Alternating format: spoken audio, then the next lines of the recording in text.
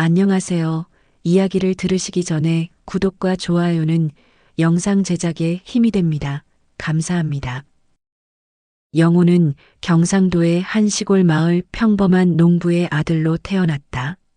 어릴 적부터 논밭이 익숙했고 1년 내내 농과 밭을 오가며 평생을 아침에 들여나갔다가 저녁에 집으로 돌아오는 단조로운 삶을 살게 될 것이라 생각했다. 하지만 어른이 되어 또래 친구들이 성공을 꿈꾸며 도시로 떠나는 것을 보자 영호의 마음속에도 인생을 바꿔보겠다는 열망이 싹 텄다. 며칠 밤낮을 고민한 끝에 그는 무작정 짐을 챙겨 부산으로 향했다. 돈도 벌고 새로운 삶의 방향도 찾고 싶었다. 당시 부산은 대규모 건설 현장과 공업 단지들이 빽빽하게 들어서며 활기가 넘치는 도시였다. 영호는 처음에는 건설 현장에서 막노동을 하다가 나중에는 용달차를 몰며 짐을 나르는 일을 했다. 성실하고 착한 성품 덕분에 영호는 주변 사람들에게 좋은 평판을 얻었다. 그리고 이 북적이는 항구 도시에서 운명처럼 지은을 만났다. 갓 20살이 된 그녀는 영호의 새빵 근처 봉제 공장에서 일하는 노동자였다. 지은은 자그마한 체구에 건강해 보이는 까무잡잡한 피부, 그리고 선한 미소를 가진 밝은 얼굴의 소유자였다. 절세미인은 아니었지만 그녀에게는 소박하고 다정한 매력이 있었다. 영호가 지은을 처음 만난 것은 아주 우연한 기회였다. 그녀가 시장을 보고 건설 현장 옆을 지나갈 때였다. 그 후로 두 사람은 마주칠 때마다 가슴속에서 낯선 설렘이 피어오르는 것을 느꼈다. 얼마 지나지 않아 두 사람은 정식으로 교제를 시작했다. 지은의 집안 형편도 넉넉하지는 않았다. 그녀는 56살의 어머니 박 여사와 단둘이 살고 있었다. 일찍 남편을 여인 박 여사는 홀로 억척스럽게 딸을 키워왔다. 생각은 보수적이었지만 딸에 대한 사랑은 지극했다. 지은이 영호와 만난다는 이야기를 들었을 때 처음에는 딸이 고생할까봐 걱정했지만 성실하고 진실된 청년의 모습을 보며 어느 정도 마음을 놓았다. 영호와 지은의 결혼식은 성대하지 않았다. 친척 몇 분과 이웃들을 초대해 조촐하게 식사를 하는 것이 전부였지만 모두가 진심으로 그들의 행복을 빌어주었다. 그날 영호는 자신의 인생이 이제부터는 달라질 것이라고 굳게 믿었다. 부산의 작은 골목에 위치한 낡은 새빵은 젊은 부부의 따뜻한 보금자리가 되었다. 박 여사는 든든한 버팀목이자 함께 사는 가족이었다. 영호는 아침부터 밤까지 일했고 지은은 봉제 공장에서 부지런히 재봉틀을 돌렸다. 저녁이면 세 사람은 함께 모여 밥을 먹었다. 소박하고 부족한 삶이었지만 웃음이 끊이지 않았다. 하지만 그 행복은 결혼 후 몇 년밖에 가지 못했다. 사람들이 수군거리기 시작했다. 결혼한 지 꽤 됐는데 왜 아직 아기가 없을까? 저 부부 무슨 문제 있는 거 아니야? 지은은 갓 20살을 넘긴 아이였다. 결혼 후 집안에 활기를 더해줄 아이를 하루 빨리 갖고 싶었지만 아무리 기다려도 좋은 소식은 들려오지 않았다. 그녀의 걱정이 커질수록 주변의 소문이 주는 압박감도 점점 더 커져만 갔다. 처음엔 영호도 그저 웃어넘겼다. 하늘이 언젠가는 아이를 주실 거라 생각했다.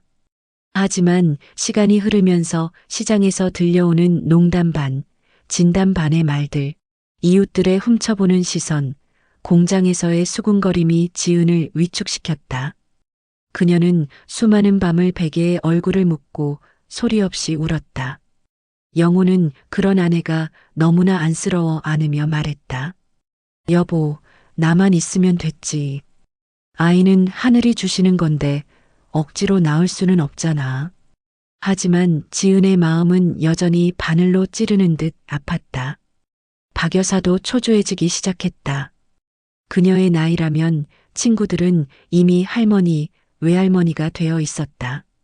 하지만 외동딸은 결혼한 지 3년이 다 되도록 집안에 아이 울음소리 하나 들려주지 못했다. 어느 날 그녀는 마루에 앉아 먼 곳을 바라보며 깊은 한숨을 내쉬었다. 옆집 사람이 무심코 던진 한마디. 지은이 엄마 딸이 애 낳기 힘든가 봐요. 그 말은 비수처럼 그녀의 마음에 깊이 박혀 지울 수 없는 상처가 되었다. 영호와 지은은 평온을 유지하려 했지만 그들의 침묵은 오히려 수상한 상상과 낯선 시선이 집안으로 스며들 틈을 만들어 주었다. 그리고 바로 여기서부터 비극은 서서히 싹트고 있었다. 그들 중 누구도 이 비극이 걷잡을 수 없이 터져 나와 온 동네를 충격에 빠뜨릴 것이라고는 상상조차 하지 못했다. 부산의 어느 오후 박 여사의 집으로 이어지는 작은 골목은 언제나 아이들의 웃음소리와 이웃을 부르는 소리로 시끌벅적했다. 붉은 기와지붕을 얹은 낡은 집은 세월의 흔적으로 벽이 바랜 있었지만 내부는 항상 정갈했다. 저녁 식탁은 보통 나물국과 생선구이, 돼지고기 장조림 몇 조각이 전부였다. 하지만 영호에게는 고된 하루 노동을 마치고 돌아왔을 때 가장 따뜻한 위안이었다. 영호가 하루 종일 건설 현장에서 일하고 집에 돌아오면 낡고 흠집난 나무 식탁 위에는 이미 저녁상이 차려져 있었다. 먼지 묻은 작업복 차림의 지은이 분주하게 남편을 위해 국을 푸고 생선을 발라주었다. 박 여사는 상석에 앉아 있었다. 풍채가 좋은 그녀는 차분하고 따뜻한 목소리를 가졌다. 사위가 들어서는 것을 볼 때마다 그녀는 농담 반 진담 반으로 말했다. 이렇게 힘들게 일하는데 건강 잘 챙겨야지. 밥 많이 먹고 어서 아기 가질 준비도 해야지. 지은은 그 말을 듣고 얼굴을 붉히며 고개를 숙였다. 손이 파르르 떨렸다. 영호는 어색하게 웃으며 서둘러 밥에 국을 말아 화제를 돌리려 했다. 하지만 그런 상기시키는 말 한마디에 식탁의 공기는 이내 무겁게 가라앉고 말았다. 식사가 끝나면 지은이 뒷정리를 하고 영호는 대야에 물을 받아 마당으로 나가 세수를 했다. 노란 백열등 불빛이 마당을 비추었고 담장 너머 나뭇가지에서는 늦여름 매미 소리가 처연하게 울렸다. 박 여사는 뒷마당으로 나가 팔짱을 낀 채 어두운 밤하늘을 올려다보며 마치 돌덩이처럼 무거운 혼잣말을 툭 던졌다. 옆집은 우리보다 늦게 결혼했는데 벌써 애를 낳았더라. 우리 집 팔자는 대체 왜 이럴까? 그 말을 들은 지은의 눈에는 눈물이 그렁그렁 맺혔다. 엄마가 자신을 아끼고 손주를 기다리는 마음은 알았지만 그런 말을 들을 때마다 가슴속 상처는 더욱 깊어졌다. 그녀는 아무도 자신의 눈물을 보지 못하게 조용히 돌아섰다. 밤이 깊어지고 작은 방 안에서 지은은 벽을 향해 돌아누웠다. 영호는 옆에 누워 아내를 감싸 안으며 속삭였다. 너무 많이 생각하지 마. 남들이 빨리 애 낳는 건 그 사람들 사정이고 우린 아직 젊으니 천천히 기다리면 하늘이 주실 거야. 하지만 무서워요. 지은의 목소리가 떨렸다. 어머니 실망하시는 것도 무섭고 동네 사람들 비웃는 것도 무서워요. 영호는 깊은 한숨을 쉬며 아내의 어깨를 더 꽉 쥐었다. 그는 아내의 감정을 이해했지만 서툰 위로의 말 외에는 해줄 수 있는 것이 없었다. 다음 날 지은은 일찍 출근했다. 봉제 공장은 재봉틀 소리로 시끄러웠다. 투닥거리기 좋아하는 동료들은 가끔 지은을 향해 심장한 말을 던졌다. 결혼한 지 한참 됐는데 아직 소식이 없는 거 보면 저 아가씨 몸이 약한가 봐. 요즘 세상에 애도 못 낳으면 여자 구실 다 못하는 거지. 지은은 아무 말 없이 창백한 얼굴로 재봉틀에만 몰두했다. 마음속에는 수치심이 쌓여갔다. 저녁에 영호는 동네 포장마차에 들러 건설 현장 동료 몇 명과 술잔을 기울였다. 웃고 떠들던 중 한 동료가 눈치 없이 쏘아붙였다. 야, 영호야, 언제 아들 낳아서 형님들한테 안겨줄 거냐? 영호는 쓰린 마음을 지으며 창피함을 애써 삼켰다. 그는 말없이 담배를 피우며 먼 곳을 응시했다. 마음이 복잡했다. 집에서는 박 여사가 마루에 멍하니 앉아 이웃집 아이들이 구슬치기 하는 모습을 보고 있었다. 그녀의 눈빛에는 간절함과 보이지 않는 초조함이 뒤섞여 있었다. 밤이 되면 그녀의 한숨은 더욱 깊어졌다. 마치 아무도 이해하지 못할 고민을 머릿속에 가득 담고 있는 듯했다. 지은은 점점 말이 없어졌다. 웃지도 않고 외출도 거의 하지 않았다. 매일 저녁 그녀의 시선은 텅 빈 마당을 향했다. 원래라면 지금쯤 아이가 아장아장 걸어와 엄마하고 부르고 있어야 할 그곳을. 영호는 겉으로는 태연한 척했지만 마음속 깊은 곳에서는 압박감이 매일같이 그를 옥죄었다. 그는 자신의 가정이 험난한 길로 들어서고 있으며 앞으로 더 많은 불안한 일들이 닥칠 것임을 직감했다. 몇 달간의 불안 속에서 살던 지은은 마침내 공장 동료의 조언에 따라 부산의 한 산부인과에 가보기로 했다. 그날 아침 영호는 일을 쉬고 아내의 손을 잡고 병원으로 향했다. 두 사람은 병원 복도에 앉아 있었다. 후덥지근한 공기에 땀이 흘렀지만 마음은 그보다 더 뜨거웠다. 지은은 남편의 손을 꼭 잡았다. 눈빛이 불안하게 흔들렸다. 영호는 아내를 보며 억지로 웃었다. 그냥 마음 편하자고 검사받는 거야. 여보, 문제 있으면 치료하면 되고 없으면 더 좋고. 지은은 고개만 끄덕였지만 입술을 꽉 다물었다. 심장이 미친 듯이 뛰었다. 1시간 후 의사가 두 사람을 불렀다.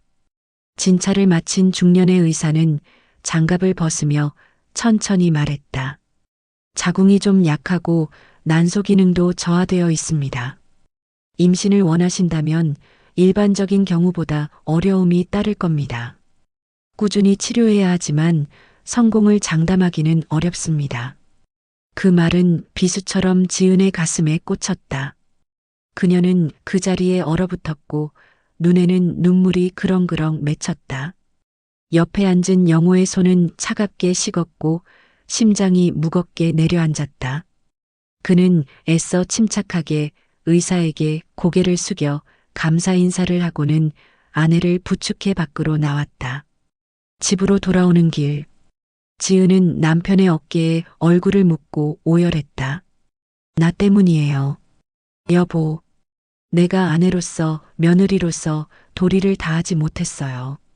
영호는 아내의 어깨를 꽉 잡으며 목매인 소리로 말했다. 그런 말하지 마. 나는 당신을 사랑해서 결혼한 거지. 아이 때문에 결혼한 게 아니야. 아이가 있으면 좋겠지만 없어도 우린 함께 살 거야. 알았지? 하지만 지은은 그 어떤 위로도 마음속 공허함을 채울 수 없다는 것을 알았다. 그녀는 어머니의 의심 어린 눈초리, 동네 사람들의 수군거림, 공장 동료들의 비웃음을 떠올렸다. 그 모든 것이 그녀를 절망의 늪으로 밀어넣는 것 같았다. 집에 도착했을 때 박 여사는 이미 그들을 기다리고 있었다. 딸의 얼굴을 보자마자 좋지 않은 일이 있었음을 직감했다. 저녁 식사 후 그녀는 조용히 지은을 방으로 불렀다. 검사 결과가 어떻게 나왔니? 지은은 울음을 터뜨리며 모든 것을 털어놓았다. 박 여사는 충격을 받은 듯 굳어버렸고 얼굴색이 변했다. 한참 동안 침묵하던 그녀는 깊은 한숨을 내쉬었다. 정말 기구한 운명이구나. 내 딸이 아직 젊은데 어쩌다 이런 고생을. 그녀는 딸을 끌어안았다. 눈에는 눈물이 고였지만 그 눈빛 깊은 곳에서는 이해할 수 없는 기운이 번뜩였다. 그날 밤 박 여사는 마루에 아주 오랫동안 앉아 있었다. 영호 부부가 이야기 나누는 방에서 새어나오는 노란 불빛을 바라보며 그녀는 진한 차를 마시며 마음속에서 피어오르는 혼란스러운 생각들을 정리했다. 방 안에서 영호는 지은을 안고 부드럽게 속삭였다. 무슨 일이 있어도 내가 옆에 있을게. 무서워하지 마. 지은은 흐느끼며 남편의 가슴에 얼굴을 묻었다. 하지만 그 연약한 순간은 오히려 그녀의 마음속 상처를 더욱 깊게 새겼다. 지은이 임신하기 어렵다는 소문은 금세 밖으로 퍼져나갔다. 입이 가벼운 동네 사람들은 며칠 만에 온 동네에 소문을 냈다. 어떤 이는 안타까워했고 어떤 이는 비웃었다. 이웃집 박 사장이 툭 던졌다. 그 집은 참 박복해. 요즘 세상에 자식 없이 무슨 행복이 있겠어? 그 말은 비수처럼 영호와 지은의 심장을 찔렀다. 그날 이후 지은은 사람들의 시선이 두려워 외출을 거의 하지 않았다. 영호는 겉으로는 굳건한 척했지만 밤마다 잠 못 이루고 뒤척였다. 그는 자신들 부부의 어깨에 무거운 짐이 지워졌으며 이 작은 집안의 폭풍우는 여기서 멈추지 않을 것임을 예감했다. 병원에서 충격적인 소식을 들은 그날 이후 박 여사의 집안 공기는 무겁게 가라앉았다. 지은은 날이 갈수록 말이 없어졌고 잠을 못 자 창백한 얼굴에 눈밑은 검게 변했다. 혼자 있을 때면 그녀는 자신이 남편과 어머니에게 짐이 된 것 같아 자책했다. 영호는 힘껏 아내를 위로했지만 슬픔은 그의 얼굴에도 드리웠다. 박 여사는 딸을 보며 안타까워했지만 그녀의 시선이 영호에게 닿을 때면 마음속에서는 이름 붙이기 어려운 감정이 솟아올랐다. 사위가 매일 땀에 흠뻑 젖은 채 고되게 일하는 모습을 볼 때마다 햇볕에 그을렸지만 선하고 순박한 그의 얼굴을 볼 때마다 그녀는 그를 아끼고 안쓰러워하면서도 동시에 낯선 설렘을 느꼈다. 어느 날 저녁 영호가 건설 현장에서 지친 몸을 이끌고 돌아와 먼지투성이 배낭을 구석에 내려놓았다. 그가 들어서자마자 박 여사가 분주하게 마중 나왔다. 하루 종일 일하느라 배고프지? 기운 내라고 닭죽 좀 끓여놨다. 어서 먹어라. 영호는 조금 놀랐다. 평소 집안의 식사 준비는 지은의 몫이었다. 장모님이 자신을 위해 따로 음식을 준비해주는 일은 드물었다. 하지만 그는 웃으며 감사 인사를 했다. 부엌에서 채소를 씻던 지은은 그 모습을 보고 잠시 놀랐지만 이내 다시 고개를 숙였다. 그녀는 그저 어머니가 사위를 아껴서 챙겨주는 것이라 단순하게 생각했다. 하지만 그 후로 박 여사의 관심은 날이 갈수록 더해졌다. 어떤 날은 영호에게 기력을 보충해 준다며 한약재를 넣은 탕을 끓여주었고 또 어떤 날은 영호가 현장에 가져갈 도시락을 직접 싸주며 마치 아내가 남편을 챙기듯 세심하게 당부했다. 지은은 처음에는 이상하게 생각했지만 점차 마음을 놓았다. 자신의 부족함을 어머니가 남편에게 대신 채워주려는 것이라 생각했다. 저녁 식사가 끝나면 지은은 피곤해서 일찍 잠자리에 들곤 했다. 박 여사는 마루에 앉아 있었고 영호는 의자를 가져와 차를 마셨다. 여러 번 두 사람은 마주 앉아 긴 대화를 나누었다. 처음에는 일 이야기, 이웃 이야기로 시작했지만 점차 박 여사는 영호의 개인적인 이야기를 묻기 시작했다. 지은이랑 결혼해서 아이도 없이 사는 게 힘들지는 않니? 영호는 순간 당황하며 더듬거렸다. 그렇게 생각 안 합니다. 전 지은이를 사랑하니까요. 아이가 있든 없든 저희는 부부입니다. 박 여사는 씁쓸하게 웃었다. 눈빛이 일렁였다. 말은 쉽지. 대를 이을 자식을 원하지 않는 남자가 어디 있겠니? 영호는 침묵하며 고개를 숙였다. 그 말은 그가 애써 감추려 했던 아픔을 무심코 건드렸다. 다음날 지은은 야근 때문에 늦게까지 회사에 있었다. 집에는 박 여사와 영호 둘만 남았다. 박 여사는 시원한 팥빙수 한 그릇을 영호 앞에 놓으며 다정하게 말했다. 먹어라. 힘든 일하는 사람은 몸보신을 잘해야 병이 안 나. 영호는 망설이며 감사 인사를 했다. 하지만 박 여사가 그릇을 내려놓는 순간 그녀의 손이 무심코 그의 손등을 스쳤다.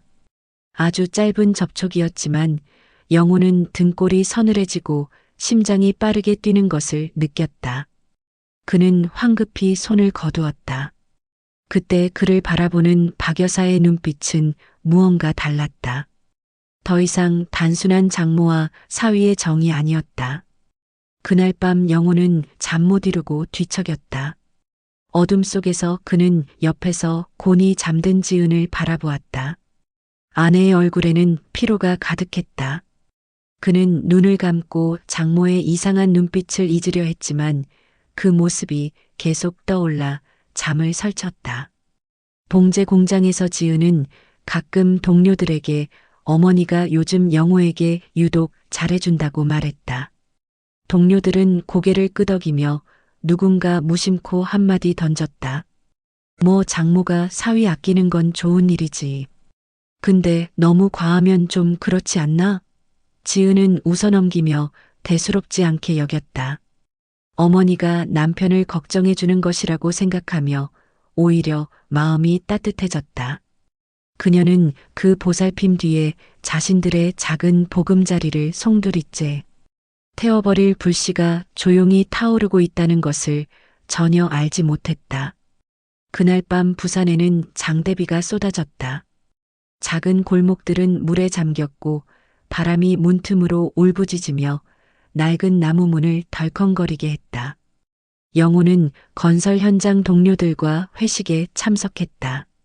술이 약했지만 동료들의 권유에 잔을 비워야 했다. 집에 돌아왔을 때 그는 옷이 흠뻑 젖고 얼굴이 붉게 달아올라 비틀거렸다. 그날 지은은 야근 때문에 늦게까지 돌아오지 않았다. 낡은 집에는 박 여사 혼자 마루에 앉아 세차게 내리는 빗소리를 듣고 있었다. 비틀거리며 들어오는 영호를 보자 그녀는 황급히 일어섰다. 목소리에는 책망과 걱정이 섞여 있었다. 뭘 얼마나 마셨기에 이렇게 취했어? 어서 들어와서 옷 갈아입어. 감기 걸리겠다. 영호는 그저 바보처럼 웃었다. 눈이 풀려 있었다. 그는 의미를 알 수 없는 말을 중얼거리다 의자에 털썩 주저앉았다. 박 여사는 한숨을 쉬며 마른 수건을 가져와 사위의 머리를 닦아주었다. 코를 찌르는 진한 술 냄새에 그녀는 마음이 불편했다.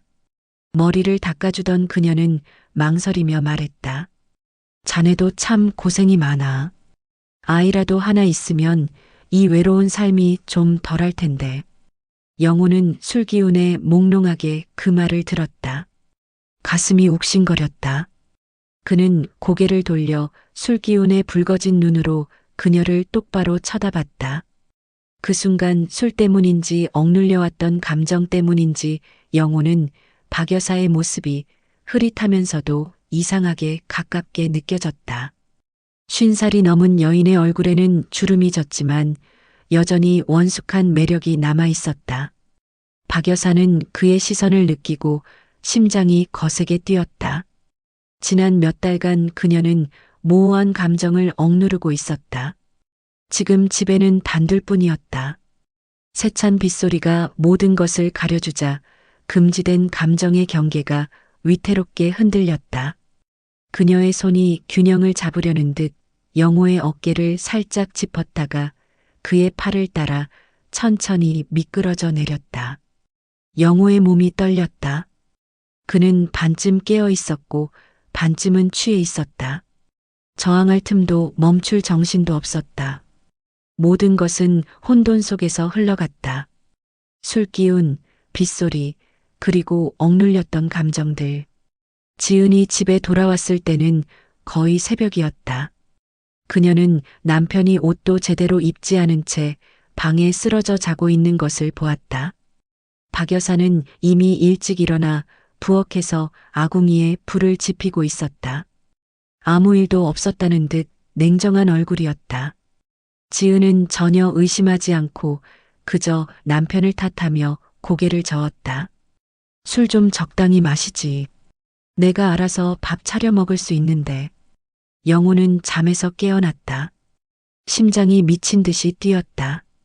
그는 어젯밤에 일어난 일을 희미하게 기억했다. 그의 시선이 박 여사에게 닿았다. 그녀는 무서울 정도로 태연했다. 그는 무언가 말하려 했지만 목이 메어 말이 나오지 않았다. 스쳐 지나가는 시선 속에서 박 여사는 조용히 고개를 저으며 침묵하라는 신호를 보냈다. 그날 이후 영호는 끔찍한 죄책감 속에서 살았다. 아내를 볼 때마다 죄책감이 밀려왔고 장모의 눈을 마주칠 때면 두려움에 심장이 떨렸다. 그는 그녀를 피하고 마주치지 않으려 했다. 반면 박 여사는 점점 더 자신감 있어 보였다. 그녀는 여전히 다정했고 사위를 위해 밥을 지어 주었으며 그가 퇴근할 때마다 안부를 물었다. 하지만 그녀의 눈빛에는 무언가 다른 것이 있었다. 만족감과 비밀스러움이 뒤섞인 눈빛이었다. 그 비오는 밤의 실수는 돌이킬 수 없는 실수였다. 그는 그 일을 영원히 묻어버리고 싶었고 없었던 일로 여기고 싶었다. 하지만 마음 깊은 곳에서 그는 모든 것이 한계를 넘어섰다는 것을 알았다. 가족이라는 신성한 경계가 무너졌고 이제 그 무엇도 예전 같을 수 없었다. 그 비바람 치던 밤 이후 영호는 불안 속에서 살았다. 아침에 출근하면 그 일을 잊기 위해 일에만 몰두했다. 하지만 저녁이 되어 집 마당에 발을 들여놓는 순간 심장이 다시 조여왔다. 아무 일도 없었다는 듯 태연한 박 여사의 눈빛은 그를 더욱 불안하게 만들었다. 영호는 그녀를 피하기 시작했다. 야근을 핑계로 하거나 친구들과 포장마차에서 시간을 보내며 늦게 귀가했다.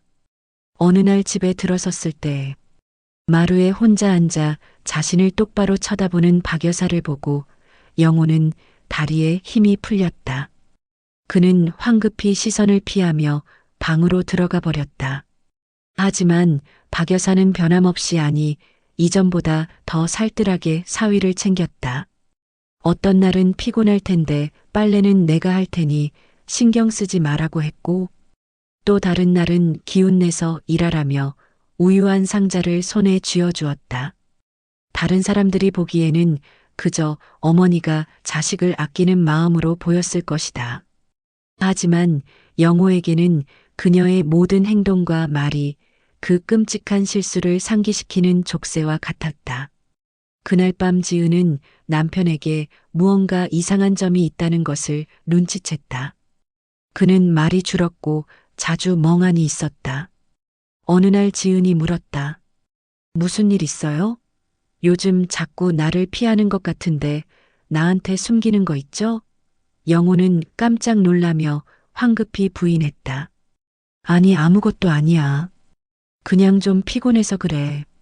지은은 남편의 눈 속에서 당혹감을 읽었지만 이내 한숨을 쉬며 더 이상 묻지 않았다.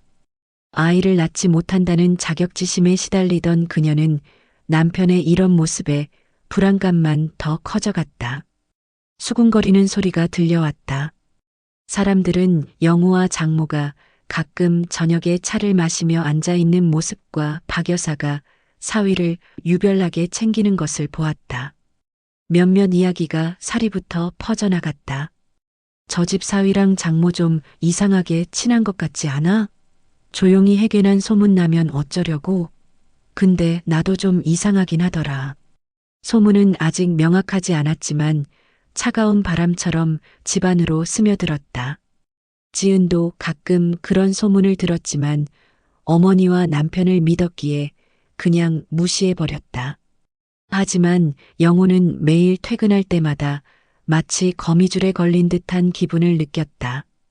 어느 날 그가 저녁상을 차리고 있을 때 옆에 앉은 박 여사가 의미심장한 말을 던졌다. 사내 대장부는 약속을 지키고 책임을 질 줄 알아야 해. 무슨 일이 생기면 같이 짊어져야지. 도망가면 안 되는 거야. 영호는 그 말을 듣고 식은땀이 흘렀다. 그녀가 비 오는 밤에 일을 상기시키며 경고하고 있다는 것을 알았다. 밤이 깊어지고 지은이 잠들었을 때 영호는 종종 잠 못 이루고 눈을 떴다. 옆에서 들려오는 아내의 고른 숨소리는 그의 죄책감을 더욱 키웠다. 그는 박 여사의 눈빛을 떠올렸다. 부드러우면서도 위압적인 보이지 않는 밧줄처럼 그를 올가매는 눈빛이었다. 그는 지은에게 모든 것을 고백하고 마음의 짐을 덜고 싶었지만 그럴 때마다 숨이 막혔다. 이 작은 가정을 산산조각 낼까 두려웠다. 지은은 아무것도 모른 채 여전히 매일 출근했고 집안의 모든 어려움은 일시적인 것이라고 믿었다. 하지만 바로 그 믿음이 영호를 더욱 깊은 수렁으로 빠뜨렸다. 박 여사는 날이 갈수록 태연했고 심지어는 자신이 큰 비밀을 쥔 사람처럼 사위에게 명령조로 말하기도 했다. 그리고 그 태어남 뒤에서 은밀한 음모가 서서히 형태를 갖추기 시작했다. 이미 무거웠던 삶을 출구 없는 악몽으로 바꿔버릴 음모가. 시간이 흘러 초여름의 부산은 햇볕이 뜨겁게 내리쬐었다. 영호는 여전히 건설 현장으로 나갔고 지은은 봉제 공장에서 일에 몰두했으며 박 여사는 조용히 살림을 꾸렸다. 모든 것이 가라앉는 듯 보였지만 어느 날 예기치 못한 사건이 터졌다. 그날 박 여사는 시장에서 무거운 짐을 들고 힘겹게 걸어오다가 갑자기 현기증을 느끼고 길가에 몸을 기댔다. 이웃 사람이 이상하게 여겨 다가와 부축하며 무심코 말했다. 요즘 안색이 좋아 보이시던데 혹시 좋은 소식이라도 있으세요? 농담처럼 던진 그 말에 박 여사는 순간 움찔했다. 그날 밤 고민 끝에 그녀는 몰래 병원을 찾아갔고 결과는 불에 기름을 붓는 격이었다. 그녀는 임신했다. 56살 남편과 사별한 지 오래된 여인이 임신을 한 것이다. 그 소식은 양날의 검과 같았다. 박 여사는 초음파 사진을 들고 부들부들 떨었다. 그녀의 눈에는 기묘한 기쁨과 함께 불안감이 스쳤다. 하지만 불안감은 이내 다른 감정, 즉 만족감에 의해 가려졌다. 그녀는 이 아이가 비 오는 밤 사위와의 사이에서 생긴 결과물이라는 것을 똑똑히 알고 있었다. 며칠 후 소문은 들불처럼 빠르게 번져나갔다. 동네 사람들이 온 동네에 수군거렸다. 들었어? 박 여사 임신했대. 세상에 56살에 무슨 애를 낳는다는 거야? 애 아빠는 대체 누구래? 믿을 수가 없네. 영호는 그 소식을 듣고 다리에 힘이 풀렸다. 그는 마치 벼락을 맞은 듯 멍하니 서 있었다. 머릿속에는 오직 한 문장만 맴돌았다. 말도 안 돼. 하지만 부정할 수도 없었다. 그는 모든 시선을 피하며 골목을 나설 때마다 고개를 푹 숙였다. 지은은 쇠락한 사람 같았다. 이웃들의 말을 듣고도 귀가 먹먹해지며 믿을 수가 없었다. 그날 저녁 세 사람이 집에 모여 앉았을 때 지은이 다그쳐 물었다. 엄마 정말 임신했어요? 박 여사는 고개를 들었다.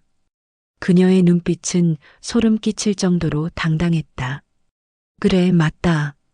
이건 하늘이 주신 복이야. 이 아이는 우리 집안의 기쁨이 될 거다. 지은은 그 자리에 얼어붙었다. 그녀는 부들부들 떨며 얼굴을 감싸고 흐느꼈다. 옆에 앉은 영호는 심장이 쥐어짜이는 듯했다. 모든 것을 고백하고 싶었지만 목이 꽉 막혀 말이 나오지 않았다. 그는 박 여사를 흘긋 쳐다보았다. 그녀는 가볍게 고개를 저으며 칼날처럼 차가운 눈빛으로 그를 위협했다. 그날 이후 작은 골목은 더 이상 평온하지 않았다. 어딜 가나 지은은 수군거리는 소리를 들어야 했다. 사람들은 그녀를 동정, 호기심 그리고 경멸이 뒤섞인 눈으로 쳐다보았다. 어떤 사람은 아줌마처럼 말했다. 참 이상한 집안이야. 딸은 애 못 낳는데 엄마는 배가 불러오다니. 지은은 그 말을 듣고 시장 한복판에서 그대로 쓰러졌다. 사람들이 그녀를 집으로 데려왔고 영호는 아내를 부축하며 자신의 마음도 산산조각 나는 것을 느꼈다. 그날 밤 지은은 목이 매도록 울었고 영호는 석상처럼 조용히 앉아 있었다. 그는 박 여사가 임신한 순간부터 모든 비밀이 머리 위에 매달린 칼날이 되었음을 깨달았다. 아무리 도망쳐도 진실은 언젠가 드러날 것이었다. 그리고 그때가 되면 그와 지은의 위태로운 행복은 분명 무너져 내릴 것이었다. 박 여사의 배가 불러오기 시작한 날부터 평온했던 집은 불지옥으로 변했다. 지은은 힘겨운 나날을 보냈다. 직장에서는 동료들이 등 뒤에서 수군거렸고 집에 오면 이웃들이 훔쳐보았다.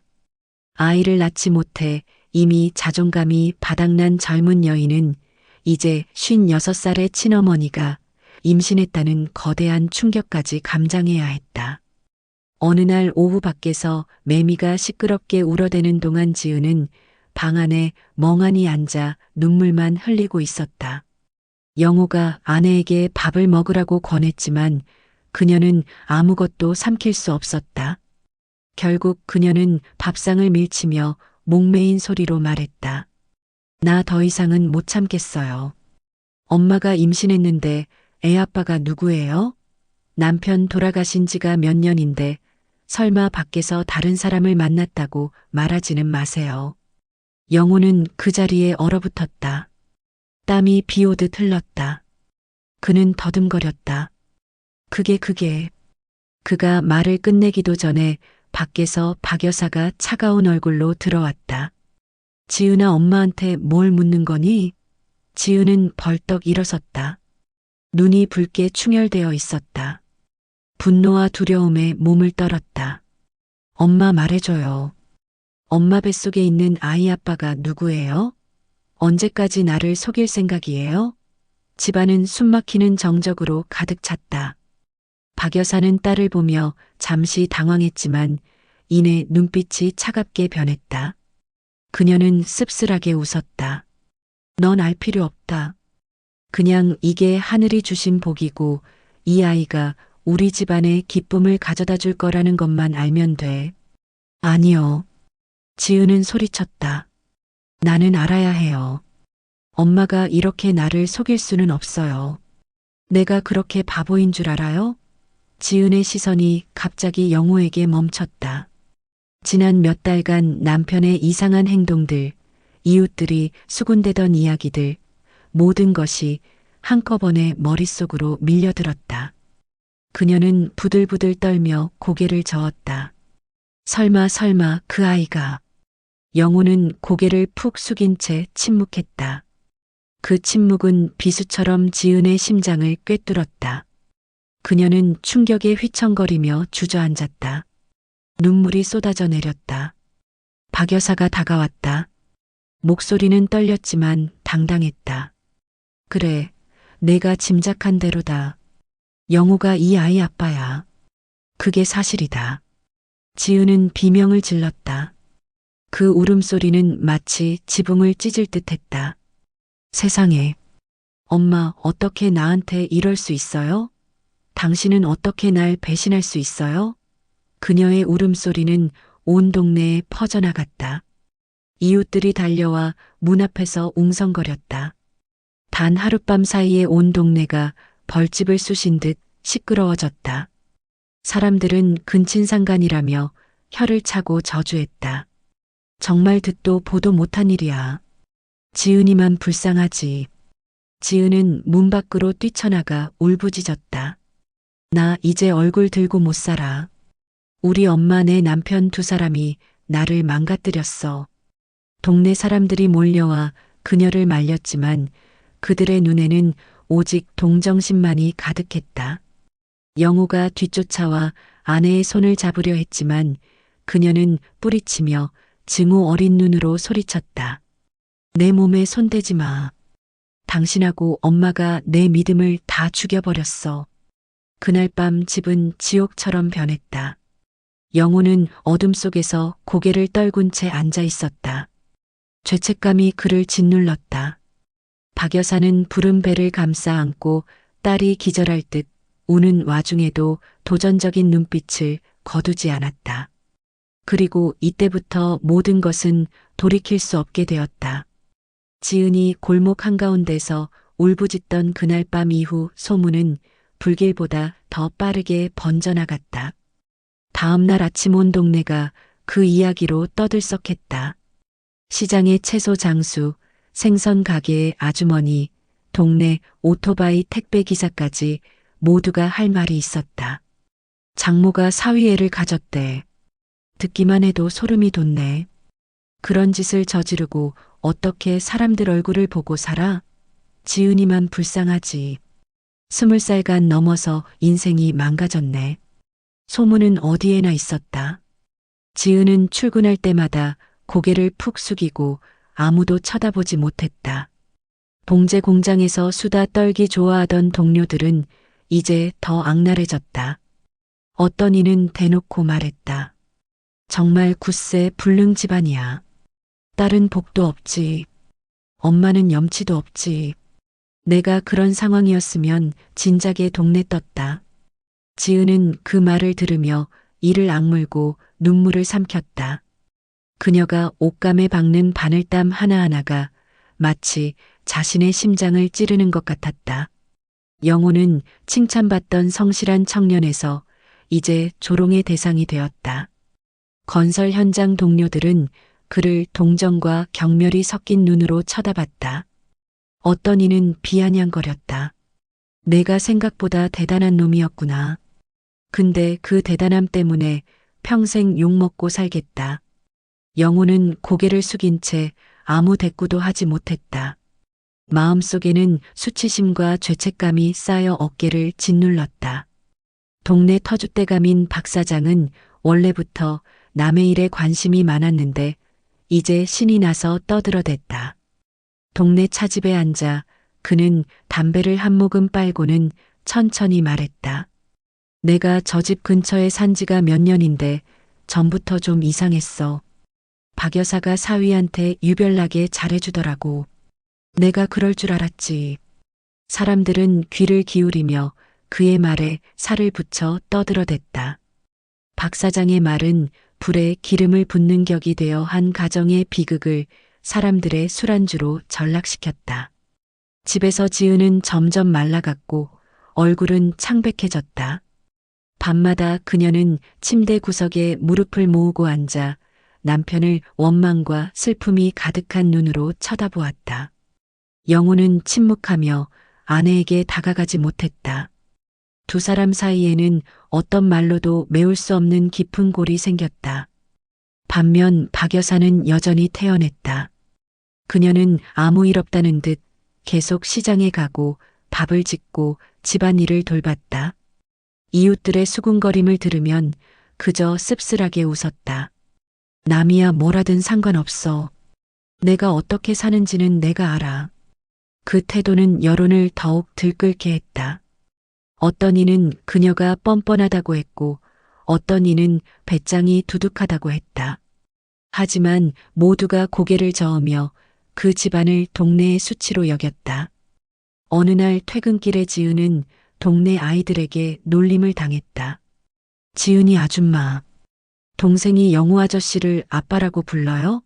아니면 할머니를 엄마라고 불러요? 그 순진한 질문은 비수처럼 가슴을 파고들었다. 지은은 그 자리에 얼어붙었다가 길 한복판에서 오열했다. 어른들이 황급히 아이들을 데려갔지만 그들의 눈에도 동정심이 가득했다. 그날 밤 지은은 아버지의 제사상 앞에 무릎을 꿇고 향을 피우며 목매어 울었다.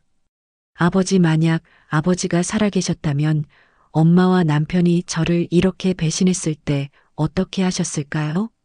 저는 이제 어떻게 살아야 해요, 아버지? 향연기는 피어올라 출구를 찾지 못하는 슬픔처럼 방 안을 맴돌았다. 영호는 문 밖에서 아내가 고통스러워하는 모습을 보며 심장이 찢어지는 듯했다. 그는 안으로 들어가 한마디라도 건네고 싶었지만 발이 돌처럼 무거웠다. 밖에서는 여론이 점점 더 거세지고 있었다. 그리고 바로 그 세상의 손가락질이 이미 금이 간 가정을 내리치는 망치가 되어 비극을 더욱 깊은 곳으로 몰고 갈 것이었다. 그 후 며칠 동안 집안은 유령이 나올 것처럼 적막했다. 지은은 깡마르고 눈 밑은 검게 변해 종종 아무 말 없이 멍하니 있었다. 영호는 아내를 볼 때마다 심장이 수천 개의 바늘로 찔리는 듯했다. 그는 몇 번이나 모든 것을 고백하고 무릎 꿇고 사죄하려 했지만 입을 열려고 할 때마다 박 여사의 눈빛이 그를 가로막았다. 그 눈빛은 차갑고 엄격했으며 마치 이렇게 경고하는 듯했다. 입 열지 마. 그랬다간 이 집안은 그날로 끝장이야. 어느 날 밤 지은이 침대 구석에 웅크리고 있을 때 영호가 조심스럽게 다가와 떨리는 목소리로 말했다. 지은아, 미안해. 내가 잘못했어. 이런 일이 일어나길 원하지 않았어. 날 믿어줘. 그건 그냥 실수였어. 내가 제정신이 아니었을 때. 지은은 벌떡 돌아앉았다. 눈이 붉게 충혈되어 있었다. 실수? 실수 한 번에 우리 엄마가 임신을 해요.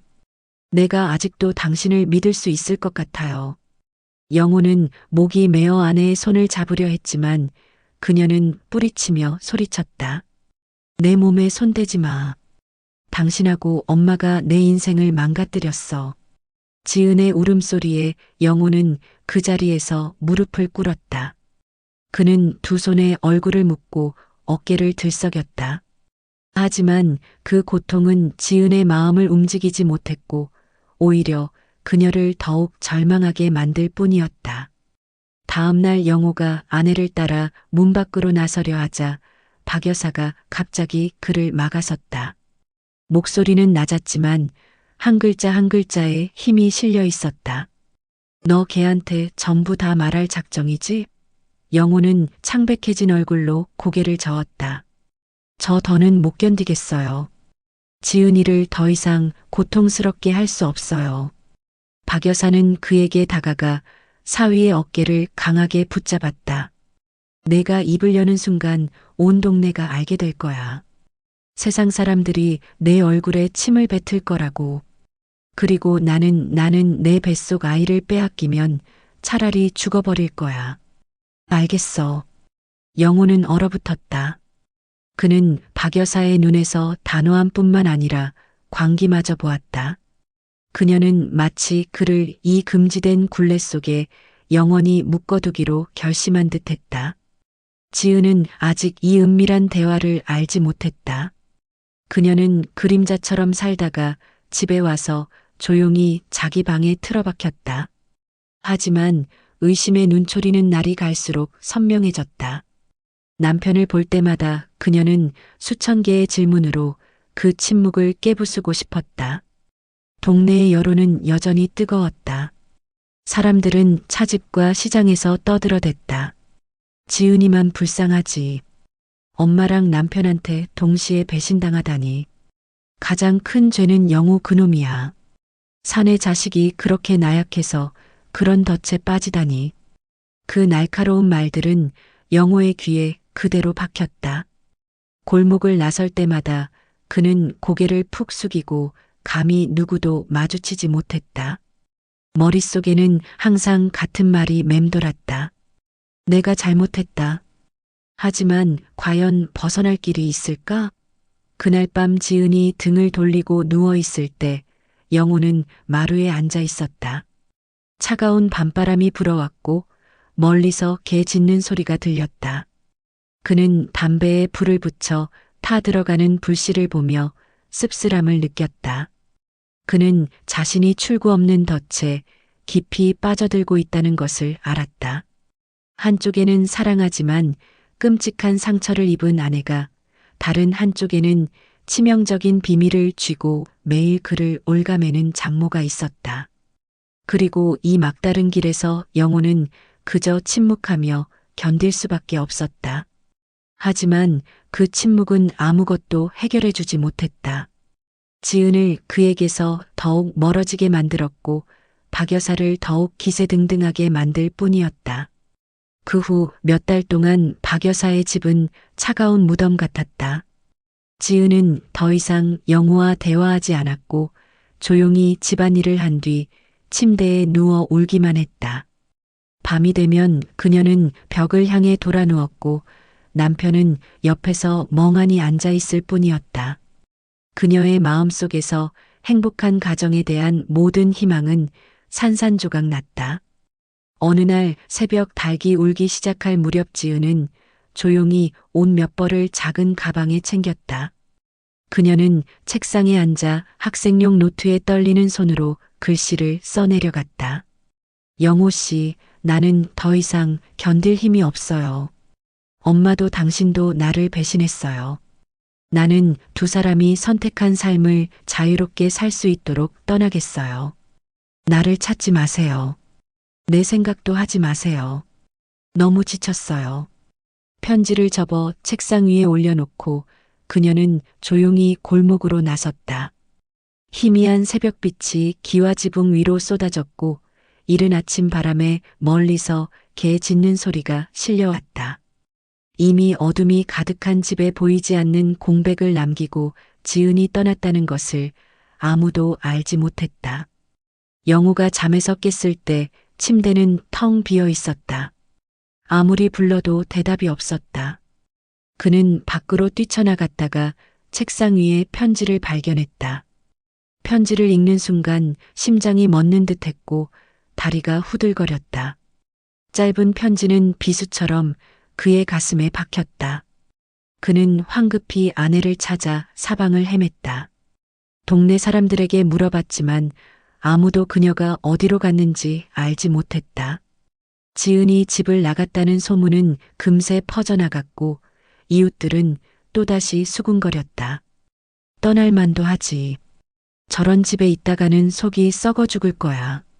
가엾은 것. 젊은 나이에 인생이 망가졌네. 어떤 이는 혹시 나쁜 마음 먹은 거 아니야? 라며 살을 붙였다. 그 소문들은 영호를 미치게 만들었다. 그는 버스 터미널, 큰 시장, 심지어 봉제 공장 동료들에게까지 찾아가 물었지만 아무 소식도 없었다. 밤이 되면 그는 마루에 앉아 머리를 감싸고 넋나간 눈으로 허공을 응시했다. 그 와중에도 박 여사는 냉정한 표정을 유지했다. 쇠약해진 영호를 보며 그녀는 한마디 툭 던졌다. 걱정 마라. 가출해도 결국 돌아오게 되어 있어. 의지할 곳 없는 여자는 결국 집으로 돌아오기 마련이야. 하지만 바로 그 태어남이 영호의 숨을 더욱 조여왔다. 그는 그녀를 향해 돌아보며 으르렁거렸다. 전부 어머니 때문이에요. 그날 밤만 아니었어도 이 아이만 아니었어도 지은이는 떠나지 않았을 거예요. 박 여사는 사위의 눈을 똑바로 쳐다보았다. 얼굴에는 분노와 교활함이 뒤섞여 있었다. 남 탓하지 마라. 너도 그 일에서 자유롭지 못해. 이 아이는 내 핏줄이야. 부정할 수 있겠어? 영호는 말이 막혔다. 그는 피가 나도록 주먹을 꽉 쥐었다. 분노, 죄책감, 증오가 쇠사슬처럼 그를 올감했다. 온 동네는 다시 소란스러워졌다. 어떤 이는 지은을 동정했고 어떤 이는 영호를 비겁하다고 욕했으며 어떤 이는 박 여사의 뻔뻔함을 저주했다. 그 모든 말들이 아직 아물지 않은 상처에 소금을 뿌리는 것 같았다. 그날 밤 영호는 텅 빈 마루에 홀로 앉아 있었다. 차가운 바람이 불어왔고 그는 칙칙한 어둠 속 골목을 바라보았다. 머릿속에는 오직 한 가지 질문만이 맴돌았다. 지은아, 어디에 있니? 내가 어떻게 해야 이 잘못을 용서받을 수 있을까? 하지만 대답은 없었다. 칙칙한 어둠 속에서 귀뚜라미 소리만이 처량하게 울려 퍼지며 앞으로 다가올 날들이 더욱 혹독할 것임을 예고했다. 집을 나선 지은은 낯선 곳으로 가지 않고 조용히 버스를 타고 외가로 향했다. 어린 시절을 보냈던 낡은 기와집은 인생의 폭풍우 속에서 그녀의 유일한 피난처가 되었다. 이모는 깡마르고 창백한 얼굴에 붉게 충혈된 눈을 한 지은을 보고 깜짝 놀랐다. 지은아, 이게 무슨 일이니? 왜 혼자 왔어? 영호는 어디 있고? 지은은 울음을 터뜨리며 이모에게 안겨 흐느꼈다. 그리고 그날 밤 희미한 등불 아래에서 그녀는 모든 것을 털어놓았다. 임신이 어렵다는 진단을 받은 날부터 어머니의 행동들까지, 그리고 어머니의 임신과 그 냉정한 고백까지. 이모는 이야기를 듣고 얼굴색이 변하며 분노로 온몸을 떨었다. 세상에 어떻게 이렇게 치욕스러운 일이 있을 수 있니? 내 조카야, 내 인생이 어쩌다 이렇게 됐니? 소식은 금세 친척들에게 퍼져나갔다. 다음 날 아침 외삼촌과 숙모들이 모여들었고 모두가 충격에 빠져 믿을 수 없다는 표정이었다. 어떤 이는 분노했고 어떤 이는 지은을 안타까워했다. 한 외삼촌은 상을 내리쳤다. 영호 그놈은 비겁한 놈이고 내 엄마는 더 이상 할 말도 없다. 정말 가문의 수치다. 지은은 그저 고개를 숙이고 눈물만 뚝뚝 흘렸다. 그녀의 마음은 겹겹이 쌓인 고통으로 가득했다. 내가 그런 상황이었으면 진작에 동네 떴다. 지은은 그 말을 들으며 이를 악물고 눈물을 삼켰다. 그녀가 옷감에 박는 바늘땀 하나하나가 마치 자신의 심장을 찌르는 것 같았다. 영호는 칭찬받던 성실한 청년에서 이제 조롱의 대상이 되었다. 건설 현장 동료들은 그를 동정과 경멸이 섞인 눈으로 쳐다봤다. 어떤 이는 비아냥거렸다. 내가 생각보다 대단한 놈이었구나. 근데 그 대단함 때문에 평생 욕먹고 살겠다. 영호는 고개를 숙인 채 아무 대꾸도 하지 못했다. 마음속에는 수치심과 죄책감이 쌓여 어깨를 짓눌렀다. 동네 터줏대감인 박 사장은 원래부터 남의 일에 관심이 많았는데 이제 신이 나서 떠들어댔다. 동네 차집에 앉아 그는 담배를 한 모금 빨고는 천천히 말했다. 내가 저 집 근처에 산 지가 몇 년인데 전부터 좀 이상했어. 박 여사가 사위한테 유별나게 잘해주더라고. 내가 그럴 줄 알았지. 사람들은 귀를 기울이며 그의 말에 살을 붙여 떠들어댔다. 박 사장의 말은 불에 기름을 붓는 격이 되어 한 가정의 비극을 사람들의 술안주로 전락시켰다. 집에서 지은은 점점 말라갔고 얼굴은 창백해졌다. 밤마다 그녀는 침대 구석에 무릎을 모으고 앉아 남편을 원망과 슬픔이 가득한 눈으로 쳐다보았다. 영호는 침묵하며 아내에게 다가가지 못했다. 두 사람 사이에는 어떤 말로도 메울 수 없는 깊은 골이 생겼다. 반면 박 여사는 여전히 태연했다. 그녀는 아무 일 없다는 듯 계속 시장에 가고 밥을 짓고 집안일을 돌봤다. 이웃들의 수군거림을 들으면 그저 씁쓸하게 웃었다. 남이야 뭐라든 상관없어. 내가 어떻게 사는지는 내가 알아. 그 태도는 여론을 더욱 들끓게 했다. 어떤 이는 그녀가 뻔뻔하다고 했고 어떤 이는 배짱이 두둑하다고 했다. 하지만 모두가 고개를 저으며 그 집안을 동네의 수치로 여겼다. 어느 날 퇴근길에 지은은 동네 아이들에게 놀림을 당했다. 지은이 아줌마, 동생이 영호 아저씨를 아빠라고 불러요? 아니면 할머니를 엄마라고 불러요? 그 순진한 질문은 비수처럼 가슴을 파고들었다. 지은은 그 자리에 얼어붙었다가 길 한복판에서 오열했다. 어른들이 황급히 아이들을 데려갔지만 그들의 눈에도 동정심이 가득했다. 그날 밤 지은은 아버지의 제사상 앞에 무릎을 꿇고 향을 피우며 목매어 울었다. 아버지, 만약 아버지가 살아계셨다면 엄마와 남편이 저를 이렇게 배신했을 때 어떻게 하셨을까요? 저는 이제 어떻게 살아야 해요, 아버지? 향연기는 피어올라 출구를 찾지 못하는 슬픔처럼 방 안을 맴돌았다. 영호는 문 밖에서 아내가 고통스러워하는 모습을 보며 심장이 찢어지는 듯했다. 그는 안으로 들어가 한마디라도 건네고 싶었지만 발이 돌처럼 무거웠다. 밖에서는 여론이 점점 더 거세지고 있었다. 그리고 바로 그 세상의 손가락질이 이미 금이 간 가정을 내리치는 망치가 되어 비극을 더욱 깊은 곳으로 몰고 갈 것이었다. 그 후 며칠 동안 집안은 유령이 나올 것처럼 적막했다. 지은은 깡마르고 눈밑은 검게 변해 종종 아무 말 없이 멍하니 있었다. 영호는 아내를 볼 때마다 심장이 수천 개의 바늘로 찔리는 듯했다. 그는 몇 번이나 모든 것을 고백하고 무릎 꿇고 사죄하려 했지만 입을 열려고 할 때마다 박 여사의 눈빛이 가를 가로막았다. 그 눈빛은 차갑고 엄격했으며 마치 이렇게 경고하는 듯했다. 입 열지 마. 그랬다간 이 집안은 그날로 끝장이야.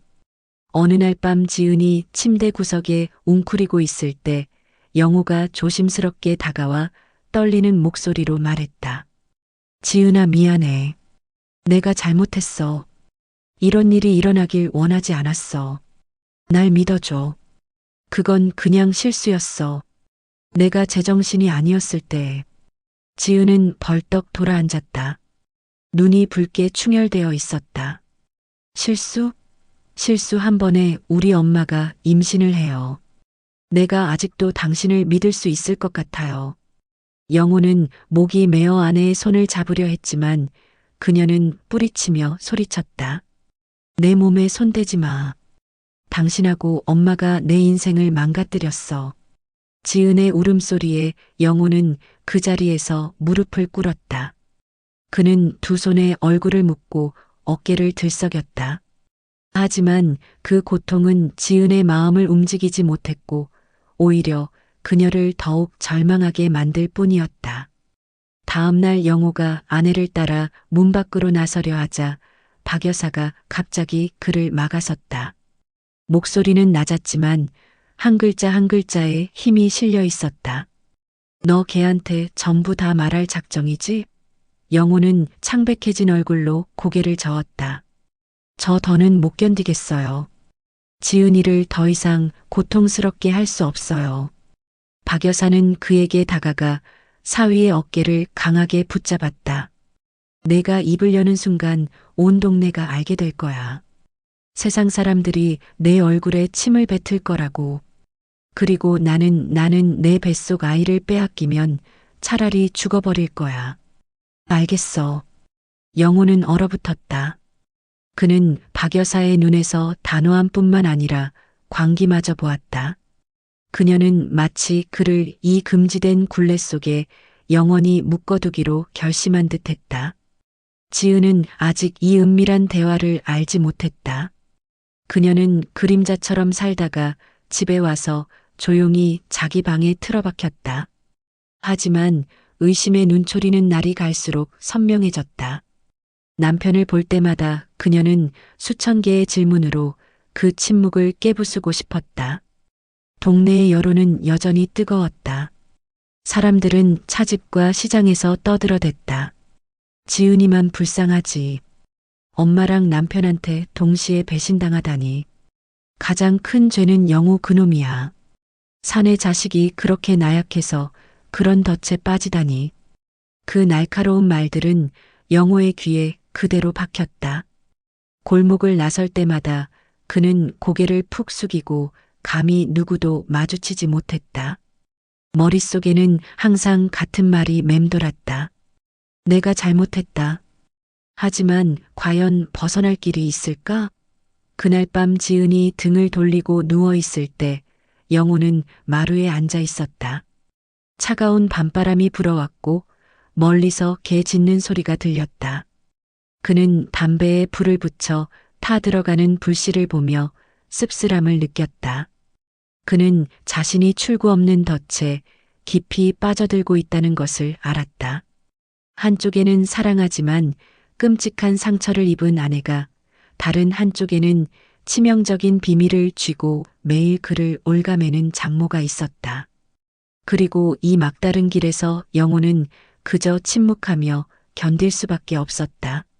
하지만 그 침묵은 아무것도 해결해 주지 못했다. 지은을 그에게서 더욱 멀어지게 만들었고 박 여사를 더욱 기세등등하게 만들 뿐이었다.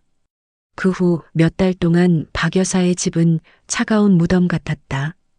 지은은 더 이상 영호와 대화하지 않았고 조용히 집안일을 한 뒤 침대에 누워 울기만 했다. 밤이 되면 그녀는 벽을 향해 돌아 누웠고 남편은 옆에서 멍하니 앉아 있을 뿐이었다.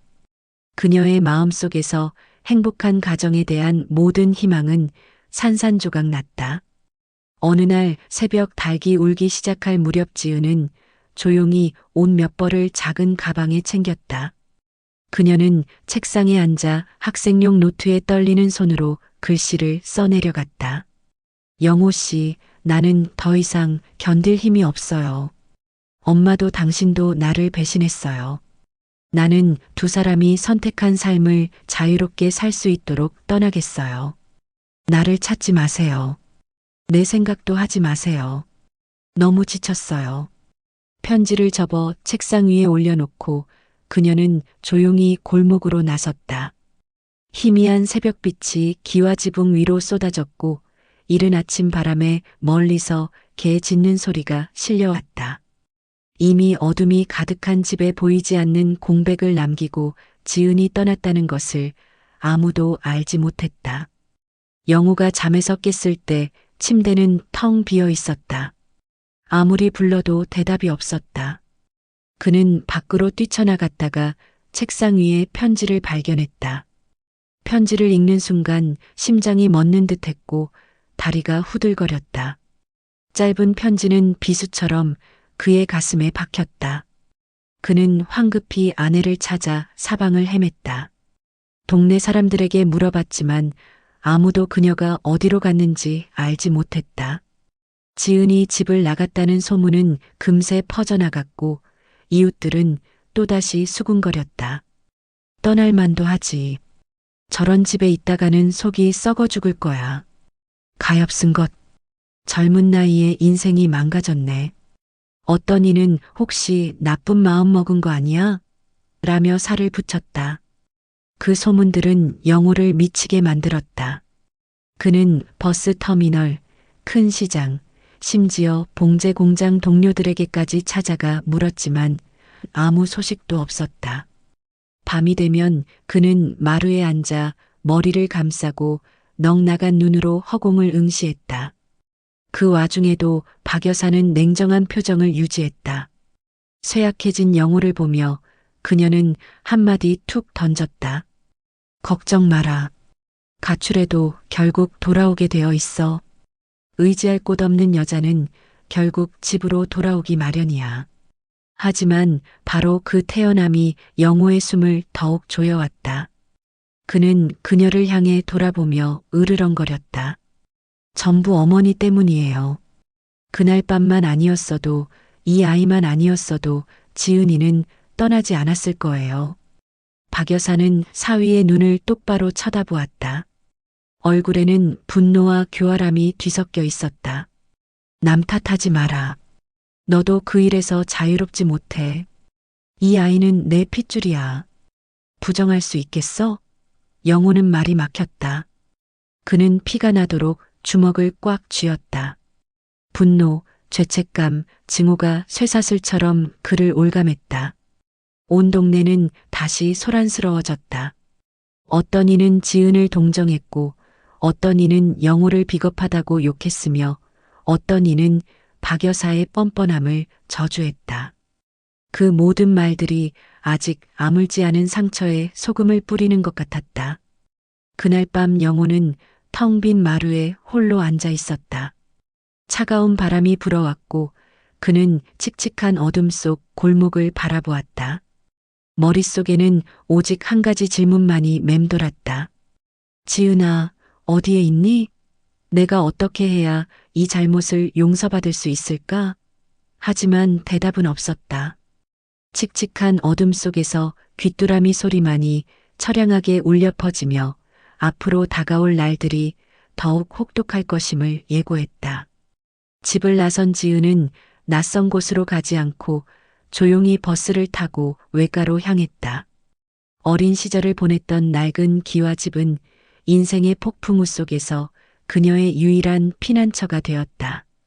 이모는 깡마르고 창백한 얼굴에 붉게 충혈된 눈을 한 지은을 보고 깜짝 놀랐다. 지은아, 이게 무슨 일이니? 왜 혼자 왔어? 영호는 어디 있고? 지은은 울음을 터뜨리며 이모에게 안겨 흐느꼈다. 그리고 그날 밤 희미한 등불 아래에서 그녀는 모든 것을 털어놓았다. 임신이 어렵다는 진단을 받은 날부터 어머니의 행동들까지, 그리고 어머니의 임신과 그 냉정한 고백까지. 이모는 이야기를 듣고 얼굴색이 변하며 분노로 온몸을 떨었다. 세상에 어떻게 이렇게 치욕스러운 일이 있을 수 있니? 내 조카야, 내 인생이 어쩌다 이렇게 됐니? 소식은 금세 친척들에게 퍼져나갔다. 다음 날 아침 외삼촌과 숙모들이 모여들었고 모두가 충격에 빠져 믿을 수 없다는 표정이었다. 어떤 이는 분노했고 어떤 이는 지은을 안타까워했다. 한 외삼촌은 상을 내리쳤다. 영호 그놈은 비겁한 놈이고 내 엄마는 더 이상 할 말도 없다. 정말 가문의 수치다. 지은은 그저 고개를 숙이고 눈물만 뚝뚝 흘렸다. 그녀의 마음은 겹겹이 쌓인 고통으로 가득했다. 남편의 배신도 아팠지만 친어머니가 자신을 나락으로 밀어넣었다는 사실이 더 고통스러웠다. 며칠 후 영호는 수소문 끝에 지은이 외가에 있다는 것을 알게 되었다. 그는 서둘러 차를 몰아 그곳으로 향했다. 그가 마당에 들어서 입을 열기도 전에 친척들이 분노 어린 눈으로 그를 둘러쌌다. 한 외삼촌이 으르렁거렸다. 내가 아직도 여기에 발을 들릴 낯짝이 있나? 너와 내 장모가 무슨 천인공노할 짓을 저질렀는지 알고는 있어? 영호는 고개를 숙이며 목매인 소리로 말했다. 제가 잘못했습니다. 사죄드리러 왔습니다. 지은이를 만나게 해주세요. 하지만 집안에서 지은이 걸어 나왔다. 창백한 얼굴에 눈은 퉁퉁 부어 있었다. 그녀는 남편을 보며 고통 가득한 눈빛으로 말했다. 나는 당신과 더 이상 할 말이 없어요. 돌아가요. 영호는 마당 한가운데에 무릎을 꿇었다. 손이 부들부들 떨렸다. 지은아, 제발 나한테 한 번만 기회를 줘. 내가 정말 잘못했지만 나는 아직 당신을 사랑해. 당신을 잃을 수 없어. 친척들은 시끄럽게 소리쳤다. 어떤 이는 욕을 했고 어떤 이는 혀를 차며 고개를 저었다. 이모가 나서서 단호하게 말했다. 이제 그만해. 지은이는 이미 충분히 고통받았어. 무슨 낯으로 용서를 빌어? 돌아가. 더 이상 얘한테 상처 주지 말고. 바로 그때 오토바이 한 대가 문 앞에 섰다. 박 여사가 내렸다. 이미 배가 부른 몸이 무거워 보였다. 그녀를 보자마자 친척들의 분노가 폭발했다. 욕설과 비난이 빗발쳤다. 뻔뻔한 여자 같으니 내가 내 딸 인생을 망쳤어. 꼴을 봐라. 50살이 넘어서 무슨 망측한 짓이야. 박 여사는 그 자리에 얼어붙어 얼굴이 하얗게 질렸지만 이내 고개를 들고 씁쓸하게 웃었다. 누가 뭐라든 상관없어요. 나는 곧 영호의 핏줄을 낳을 거예요. 누가 뭐라든 나는 이 아이를 지킬 겁니다. 친척들은 경악했다. 저주의 목소리가 천둥처럼 울려 퍼졌다. 지은은 그 자리에 쓰러져 오열했다. 엄마 어떻게 나를 이렇게 죽일 수 있어요? 그 혼란스러운 광경은 마치 한편의 비극이 모든 사람 앞에서 펼쳐지는 것 같았다. 이제 갈등은 작은 집안을 넘어온 가족과 사회의 심판으로 번져나갔고 비극은 점점 더 출구를 찾을 수 없게 되었다. 외가에서의 대면 이후 며칠 만에 이야기는 친척들의 범위를 넘어 부산 온 동네로 퍼져나갔다. 소문은 걷잡을 수 없는 속도로 퍼졌다.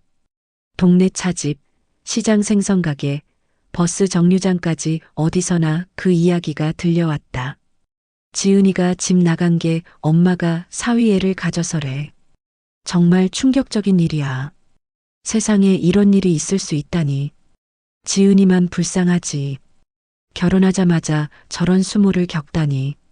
지은은 길을 나설 때마다 고개를 푹 숙였다. 어떤 날은 사람들의 시선을 피하기 위해 스카프로 얼굴을 가렸지만 세상의 호기심 어린 눈초리는 그녀의 모든 발걸음을 따라다녔다. 봉제 공장에서 평소 농담을 즐기던 동료들은 이제 지은이 지나가기만 하면 조용히 머리를 맞대고 속삭였다. 어떤 이는 안타까워하며 고개를 저었지만 어떤 이는 악의적으로 말했다. 저런 꼴을 당하고도 아직 여기에 얼굴 들고 다니다니 나 같으면 창피해서라도 못 다녀. 평생 수치지. 지은은 그 말을 들을 때마다 심장이 찢어지는 듯했다. 그녀는 여러 번 공장 뒤편으로 몰래 빠져나가 혼자 울어야 했다. 동정받는다는 느낌이 경멸보다 그녀를 더 고통스럽게 만들었다. 영호는 많은 사람에게 사랑받던 성실한 청년에서 이제 씁쓸한 조롱의 대상이 되었다. 친구들은 그를 멀리했고 어떤 이는 비웃었다. 남자 망신은 다 시키네. 비겁한 놈. 그 말을 들을 때마다 영호는 그저 침묵하며 어깨를 늘어뜨릴 뿐이었다. 그는 더 이상 누구의 얼굴도 쳐다볼 용기가 없었고 그저 건설 현장 구석이나 길가의 술집에 틀어박혔다. 독한 술도 그를 잊게 해주지 못했고 죄책감만 더욱 깊어지게 했다. 그 와중에도 박 여사는 당당하게 시장을 다녔다. 배는 날마다 불러왔고 등 뒤에서 수군거리는 소리가 들리면 그녀는 씁쓸하게 웃었다. 나는 세상 사람 필요 없어. 나한테는 내 자식이 있으니 그걸로 충분해. 바로 그 당당함이 여론을 더욱 분노하게 만들었다. 사람들은 정말 부끄러운 줄도 모르냐. 저런 사람은 다른 곳으로 이사 가야 한다고 수군거렸다. 동네 차집의 단골 박 사장은 동네의 확성기 역할을 톡톡히 했다. 그는 혀를 차며 지은을 안타까워하고 한숨을 쉬었다. 지은이 팔자도 참 기구해. 엄마는 배신하고 남편은 나약하고 저 집안은 복이 다했어. 그 말들은 퍼져나가 영호를 세상의 눈에 가장 큰 배신자로 만들었다. 사람들은 사정을 알려고 하지 않았다. 장모가 사위애를 가졌다는 결과만으로도 그에게 평생의 낙인을 찍기에 충분했다. 지은은 점점 집 밖으로 나가지 못했다. 그녀는 외가 골방에 틀어박혀 동정과 비웃음이 섞인 시선을 피하고 싶었다. 결국 내가 옳았던 걸까? 틀렸던 걸까? 이 아이는 세상의 손가락질 속에서 어떻게 자라날까? 밖에서는 개 짖는 소리가 차가운 바람 소리에 섞여 들려왔다. 집은 칙칙한 어둠 속에서 끝없는 구덩이처럼 보였다. 그리고 그 순간부터 박 여사의 마음에도 균열이 생기기 시작했다. 친척들의 저주로 가득했던 가족회의 이후 영호는 넋나간 사람처럼 집으로 돌아왔다. 그 후로 그는 밖에서 감히 고개를 들지 못했다. 건설 현장에서는 말없이 벽돌과 시멘트를 날랐고 몸은 바싹 말라갔다. 동료들은 그를 피했고 등 뒤에서 수군거렸다. 저놈 장모랑 붙어 먹은 놈이야. 가까이 가지 마. 재수 없어. 그 말들은 비수처럼 가슴에 박혔지만 영호는 이를 악물고 참았다. 하지만 밤이 되어 박 여사의 품에 안긴 아이를 볼 때마다 죄책감이 파도처럼 밀려왔다. 아이는 그의 핏줄이었지만 용서받을 수 없는 실수의 결과물이었다. 영호는 불면증에 시달렸고 눈은 창백하게 들어가 검은 그림자가 졌다. 밤마다 그는 마루에 앉아 담배를 연달아 피우며 흩어지는 연기 속에서 자신의 인생이 잿더미가 되어버린 것 같다고 생각했다. 어느 날 그는 술 취한 목소리로 중얼거렸다. 그 비 오는 날 내가 정신만 차렸어도 이런 일은 없었을 텐데. 지은은 외가에서 여전히 만남을 거부했다. 그녀는 남편이 초췌하게 말라가고 있다는 소식을 친척들을 통해 들었지만 마음은 이미 돌처럼 굳어 있었다. 배신의 고통이 너무 커서 어떤 동정심도 무의미하게 느껴졌다. 동네의 여론은 결코 가라앉지 않았다. 사람들은 박 여사 가족의 이야기를 매일같이 입에 올리는 드라마처럼 여겼다. 아이들은 순진하게 노래를 불렀다. 엄마는 사위랑, 사위는 엄마랑. 그 소리를 들은 영호의 얼굴은 파랗게 질렸지만 아무런 반응도 하지 못했다. 그는 그저 구렁텅이 같은 시선을 뒤로하고 묵묵히 자리를 피할 뿐이었다. 박 여사는 여전히 당당했지만 압박감에 지쳐갔다. 시장에 가면 쫓겨나 빈손으로 돌아오는 날이 많아졌다. 집에서는 그저 아이를 안고 스스로를 위로할 뿐이었지만 그녀의 눈에도 두려움이 서서히 번져갔다. 영호는 점점 더 막다른 골목에 몰렸다. 그는 잘못을 만회할 방법도 아내를 마주할 용기도 없었다. 어느 날 그는 강가의 술집에서 쓰러질 때까지 술을 마셨다. 주인이 그를 부축해 집에 데려다 주었고 그의 입에서는 지은아 용서해줘라는 잠꼬대만 흘러나왔다. 그날 밤 지은은 남편이 술 취해 길바닥에 쓰러졌다는 소식을 들었다. 그녀는 가보지 않았다. 그저 방 안에 무릎을 안고 앉아 눈물만 흘렸다. 마음속에는 아직 감정이 남아 있었지만 치욕감이 그녀를 돌아가지 못하게 막았다. 영호가 잠에서 깼을 때 그는 침대에 누워 있었다.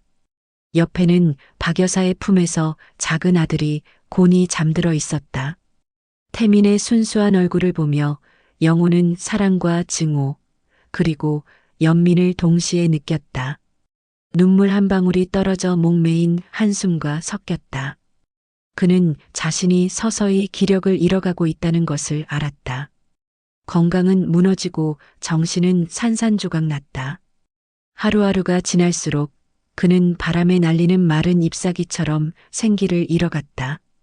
이대로라면 그가 얼마나 더 버틸 수 있을지 알 수 없었다. 연말이 다가오면서 부산에는 살을 애는 듯한 찬 바람과 함께 가랑비가 내렸다. 지은은 외가의 작은 방에서 몸을 웅크리고 앉아 문틈으로 새어들어오는 바람 소리를 들으며 텅 빈 마음을 느꼈다. 이모와 외삼촌은 계속해서 그녀를 설득했다. 강해져야 한다, 지은아. 이건 용서할 수 없는 일이야. 이혼 서류를 내고 모든 걸 끝내. 안 그러면 평생 치욕 속에서 살게 될 거야. 지은은 침묵했다.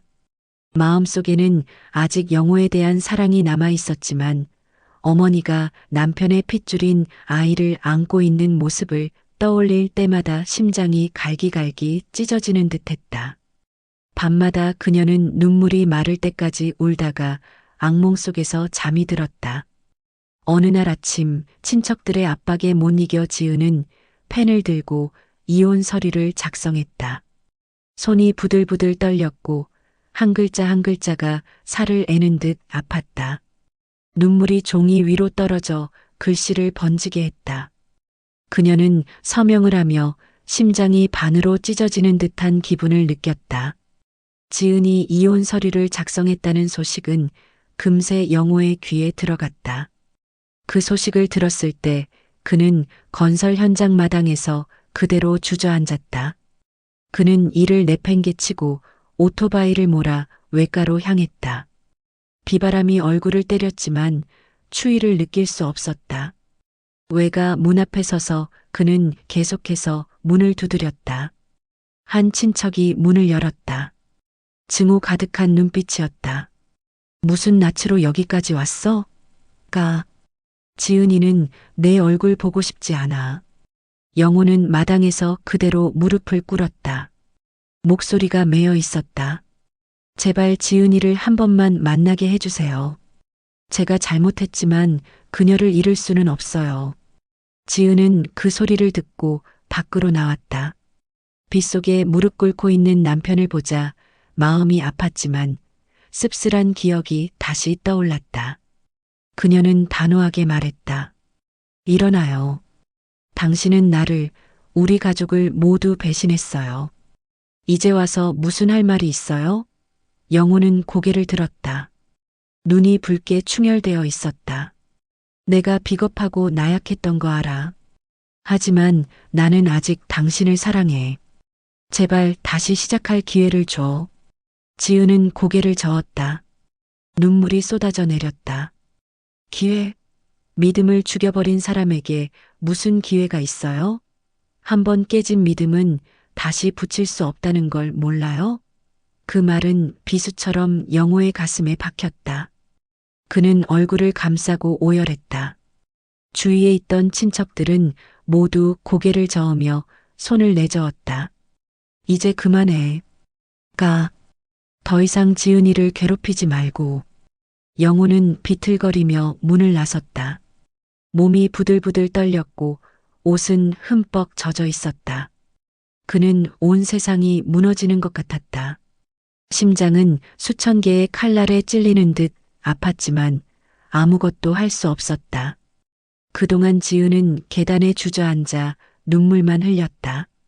결정을 내린 것에 대해 약간의 후련함을 느꼈지만 동시에 아직 남은 사랑 때문에 고통스러웠다.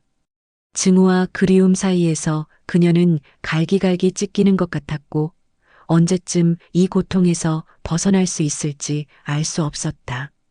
그날 밤 영호는 집에 돌아와 어둠 속에 홀로 앉아 있었다.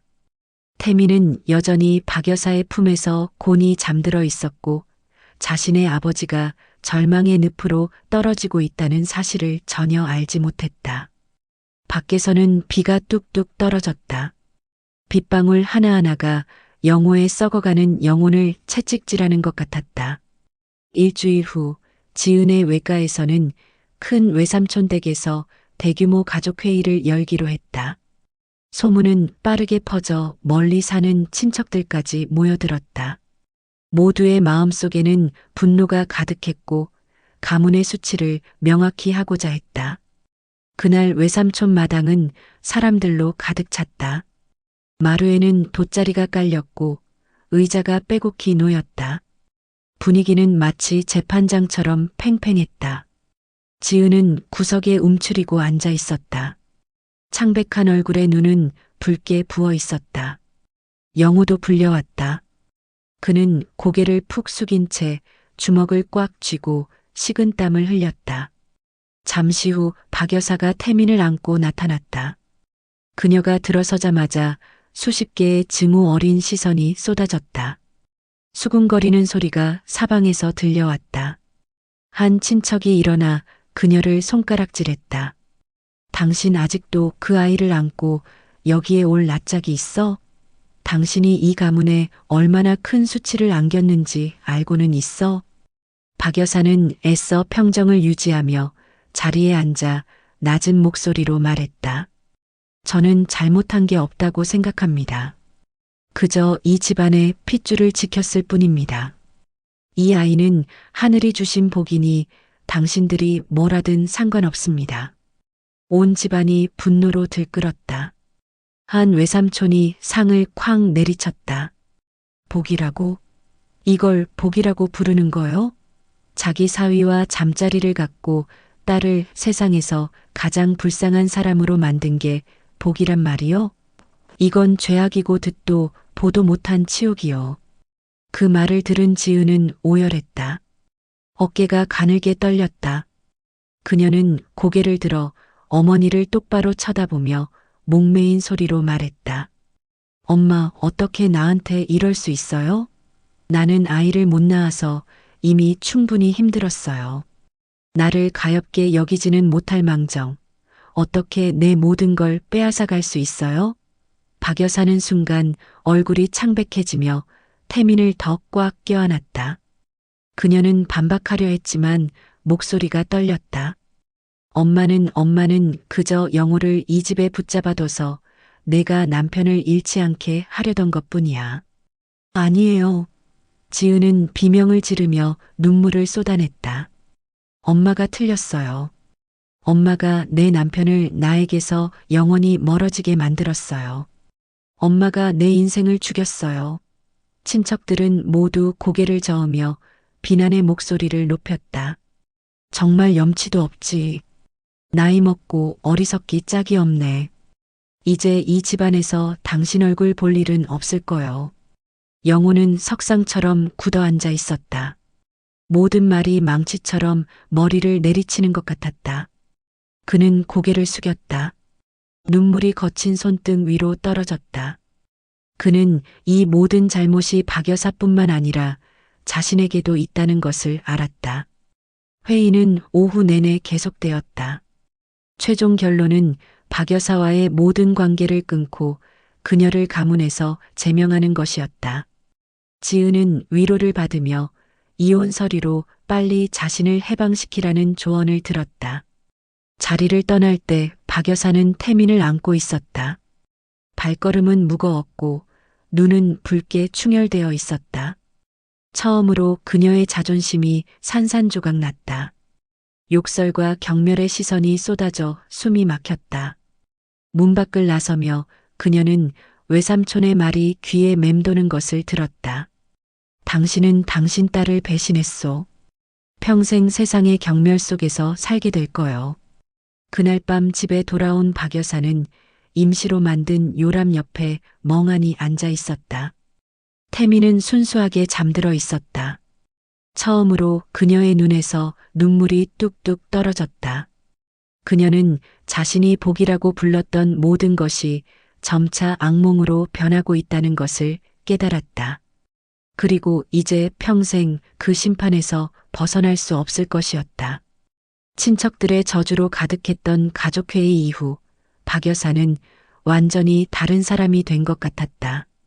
항상 고개를 빳빳이 세우고 세상의 시선 따위는 신경 쓰지 않는다고 말하던 여인은 이제 조용히 움츠러들었다. 시장에 가도 감히 고개를 들지 못했다. 예전에 알던 상인들은 그녀가 오면 손을 내저었다. 다른 데 가세요. 우리는 가문에 먹칠한 사람한테는 물건 안 팔아요. 태민은 하루가 다르게 자랐고 갓난아기의 울음소리가 차가운 집안에 울려 퍼졌다. 아이를 품에 안을 때마다 그녀는 사랑과 두려움을 동시에 느꼈다. 아이는 죄가 없었기에 사랑스러웠지만 죄의 낙인을 지니고 있었기에 두려웠다. 그녀의 건강은 점차 나빠졌다. 밤이면 잦은 기침에 시달렸고 식은 땀을 흘렸다. 어느 날 그녀는 마루에 주저앉아 가쁜 숨을 몰아쉬며 희미한 달을 보며 자문했다. 내가 틀렸던 걸까? 내가 한 모든 일이 결국 경멸 말고 무엇을 남겼나? 영호는 여전히 집안에서 그림자처럼 살았다. 깡마르고 말이 없었다. 그는 더 이상 그녀에게 할 말이 없었고 그저 필요할 때 태민을 돌볼 뿐이었다. 두 사람 사이에는 보이지 않는 긴장감이 흘렀다. 어느 날 밤 격렬한 기침이 쏟아지자 박 여사는 가슴을 부여잡고 눈물을 흘렸다. 요람에 있던 태민이 놀라 울음을 터뜨렸다. 영호가 황급히 달려와 아이를 안았고 돌아보니 그녀가 바닥에 주저앉아 부들부들 떨고 있었다. 그녀의 목소리는 미약했다. 영호야, 나 너무 힘들다. 아마 내가 틀렸었나 보다. 그 말에 영호는 그 자리에 얼어붙었다. 수개월 만에 그녀가 처음으로 자신의 잘못을 인정하는 순간이었다. 며칠 후 박 여사는 지은이 있는 외가를 찾아갔다. 마당에 들어서자마자 친척들의 증오 어린 시선을 마주해야 했다. 어떤 이는 쫓아냈고 어떤 이는 욕을 했지만 그녀는 태민을 품에 꼭 안고 묵묵히 걸어 들어갔다. 집안에서 지은이 나왔다. 어머니를 보자 그녀는 그 자리에 멈췄다. 억눌렀던 증오가 다시 솟아올랐고 몸이 떨리며 눈물이 흘러내렸다. 박 여사는 딸을 보았다. 초췌한 얼굴, 바람 앞에 촛불처럼 떨리는 목소리였다. 지은아, 미안하다. 내가 잘못했다. 내가 너를 너무 힘들게 했구나. 지은은 얼어붙었다. 그토록 당당하고 모든 것을 무시하던 어머니에게서 사과의 말을 들을 것이라고는 상상도 못했다. 고통과 분노는 여전했지만 마음 깊은 곳이 흔들렸다. 주위의 친척들은 소리쳤다. 사과 너무 늦었어. 평생 가도 그 죄는 씻을 수 없을 거야. 하지만 박 여사는 대꾸하지 않았다. 그녀는 그저 딸을 보며 눈물을 흘리며 목매인 소리로 말했다. 내가 더 이상 얼굴들 낯짝이 없다는 거 알아. 하지만 제발 용서해줘. 그래야 내가 마지막으로 한 번이라도 고개를 들고 세상을 볼 수 있을 것 같아. 지은은 얼굴을 감싸고 오열하며 집 안으로 뛰어들어갔다. 마음이 어지러웠다. 용서할 것인가? 영원히 외면할 것인가? 그 질문이 밤새 그녀를 괴롭혔다. 박 여사는 태민을 안고 텅 빈 마음으로 돌아왔다. 그날 밤 그녀는 요람 옆에 앉아 아이의 부드러운 머리카락을 쓰다듬으며 속삭였다. 아가야, 엄마가 잘못했다. 하지만 엄마는 너를 사랑해. 평생 이 죗값을 치러야 한다 해도. 그해 겨울, 부산에는 살을 애는 듯한 찬 바람과 함께 가랑비가 내렸다. 박 여사는 날이 갈수록 쇠약해졌다. 기침은 잦아졌고 몸은 깡마르고 눈은 피로에 지쳐 있었지만 품에서 태민을 놓지 않았다. 당당했던 여인은 이제 어두운 집안을 위태롭게 떠도는 그림자에 불과했다. 어느 날 밤 영호가 태민을 재우고 있을 때 그녀가 그를 불렀다. 목소리가 갈라져 있었다. 영호야, 나 이제 얼마 남지 않은 것 같다. 내가 죽거든 이 아이를 바른 사람으로 키워다오. 나처럼 더러운 낙인을 지고 살게 하지는 마라. 말을 마친 그녀는 그의 손을 꼭 잡고 눈물을 흘렸다. 영호는 말이 없었다. 마음속에는 원망과 분노가 가득했지만 그 순간에는 그저 안쓰러울 뿐이었다. 그는 목매인 소리로 고개를 끄덕였다. 약속하겠습니다. 며칠 후 병세가 악화되어 박 여사는 병원으로 옮겨졌다. 지은은 소식을 듣고 마음이 복잡했다. 어머니를 미워했지만 핏줄의 정은 어쩔 수 없었다. 그녀는 망설이다가 병원으로 달려갔다. 병실에서 박 여사는 미약한 숨을 내쉬며 누워 있었다. 딸을 보자 그녀는 입술을 달싹이며 눈물을 흘렸다. 지은아, 미안하다. 엄마를 한 번만 용서해줘. 지은은 오열했다. 그동안 억눌렀던 모든 원망이 터져나왔다. 그녀는 어머니의 손을 잡고 부들부들 떨었다. 엄마, 나 너무 아팠어요. 하지만 용서할게요. 죄를 짊어지고 떠나게 하고 싶지는 않아요. 박 여사는 미소를 지었다. 숨이 끊어질 듯 했다. 그 미소는 안도감과 슬픔이 뒤섞여 있었다. 그리고 그녀는 눈을 감았다. 손이 차갑게 식어갔다. 천인공노할 죄를 저지른 여인은 마침내 딸의 뒤늦은 용서 속에서 눈을 감았다. 장례식 날 동네 사람들은 수군거렸지만 더 이상 날선 비난은 없었다. 사람들은 혀를 차며 한숨을 쉬었다. 저 여자 인생도 참 불쌍해. 욕심 부리다 결국 빈손으로 가는구나. 영호는 태민을 안고 관 뒤를 따랐다. 창백한 얼굴, 텅 빈 눈빛이었다. 지은은 옆에 서서 하염없이 눈물을 흘렸다. 모든 것이 산산조각 났지만 그 순간 그녀는 평생을 잘못 살아온 어머니가 가엾었다. 장례식이 끝나고 지은은 옛집으로 돌아가기로 결심했다. 영호와 바로 관계를 회복한 것은 아니었지만 완전히 외면하지도 않았다. 그녀는 담담한 목소리로 말했다. 행동으로 증명해요. 당신이 잘못을 뉘우치고 올바르게 사는 모습을 보여준다면 언젠가 기회를 줄게요. 영호는 무릎을 꿇고 눈물을 뚝뚝 흘렸다. 그는 평생을 바쳐서라도 죗값을 치르겠다고 약속했다. 그 후로 영호는 조용히 살며 태민을 키우는데 모든 힘을 쏟았다.